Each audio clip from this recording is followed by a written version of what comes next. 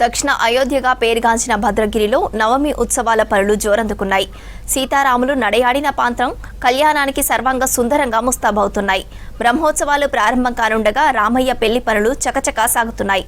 ఆన్లైన్లో కళ్యాణ టికెట్ల విక్రయాలను ప్రారంభించారు. భద్రాచల వీధుల్లో కళ్యాణ కాంతులు వెలుగుతున్నాయి. ఎటు చూసినా రామనామ స్మరణతో మైకులన్నీ మారుమోగుతున్నాయి.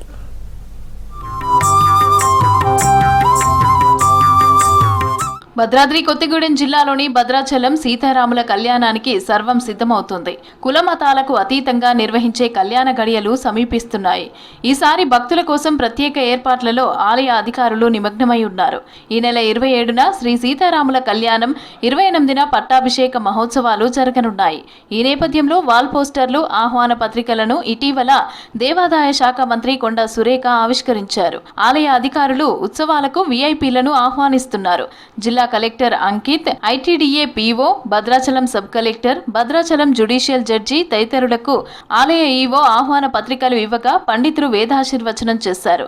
ఈ నెల 19న ఉగాది తెలుగు సంవత్సరాదిని పురస్కరించుకొని రాష్ట్ర ముఖ్యమంత్రి గవర్నర్లకు ఆహ్వాన పత్రికలు అందించనున్నారు. భద్రాచలం క్షేత్రంలో ఈ నెల 19వ తారీఖు నుంచి వచ్చే నెల 2వ తారీఖు వరకు బ్రహ్మోత్సవాలు కార్యక్రమాలు జరగడానికి నిర్ణయించున్నారు.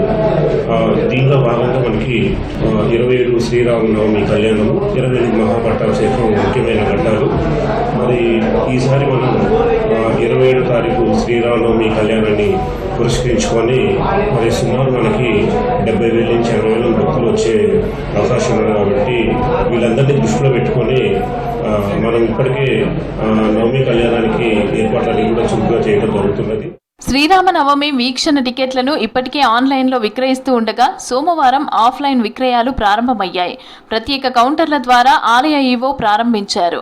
దేవస్థానంలోని ప్రధాన కౌంటర్, తానీషా కళ్యాణ మండపంలోని సిఆర్ఓ ఆఫీస్ దగ్గర, బ్రిడ్జ్ పాయింట్ దగ్గరున్న సిఆర్ఓ, భద్రాచలం సబ్ కలెక్టరేట్ కార్యాలయం వద్ద కౌంటర్లను ఏర్పాటు చేశారు.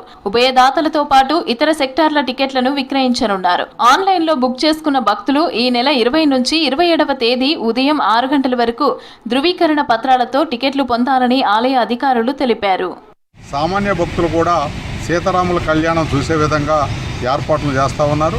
ఇక్కడ తాగునీరు కానీ లేకపోతే వాళ్ళు ఉండడానికి వసతి ఏర్పాట్లు కానీ ఇక్కడ అన్ని ఏర్పాట్లు కూడా ప్రభుత్వం చాలా శ్రద్ధతోనే చేస్తూ ఉన్నారు. ఈ నెల 27వ తారీఖున ముఖ్యమంత్రి రేవంత్ రెడ్డి గారు సీతారాముల కళ్యాణానికి రాబోతూ ఉన్నారు.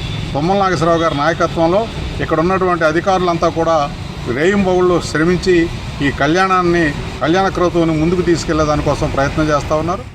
ఈ నెల 19న మండల లేఖ, కుండ, కలశ యాగశాల, అలంకరణాదులతో పాటుగా సార్వభౌమ సేవ జరగనుంది. 24న గరుడ ధ్వజ పటలేఖనం, గరుడ ధ్వజ పటావిష్కరణ, గరుడ ధ్వజాదివాసం, 25న అగ్ని ప్రతిష్ఠ ధ్వజారోహణం, దేవతాహ్వానం, బలి సమర్పణం, హనుమద్వాహన సేవలు నిర్వహించనున్నారు.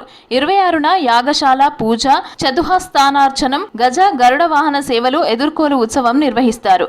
27న ఉదయం 10:30 నుంచి 12:30 వరకు సీతారాముల తిరుకల్యాణోత్సవం, చంద్రప్రభ వాహన సేవ, 28న పట్టాభిషేకం, రథోత్సవం జరగనున్నాయి. 29న సదస్యం, 30న తెప్పోత్సవం, చరోత్సవం, 31న ఊంజల్ సేవ, ఏప్రిల్ 1న వసంతోత్సవం, 2న పూర్ణాహుతి, ధ్వజారోహణం, పుష్పయాగంతో బ్రహ్మోత్సవాలకు ముగింపు పలకనున్నారు. 26వ తారీఖున మనకి సాయం సమయంలో స్వామివారి ఎదుర్కోలు ఉత్సవం ఘనంగా నిర్వహించబడుతుంది. అలాగే 27న ఉదయం మనకి ముందుగా ధ్రువమూర్తుల కళ్యాణం, అనంతరం మనకి స్వామివారి యొక్క కళ్యాణం అంగరంగ వైభవంగా మనకి 10:30 సమయం నుంచి సుమారు 12:30 వరకు మనకి మిథిలా స్టేడియంలో ఉన్నటువంటి కళ్యాణ మండపంలో, శిల్పశోభితమైనటువంటి కళ్యాణ మండపంలో దాన్ని నిర్వహిస్తారు.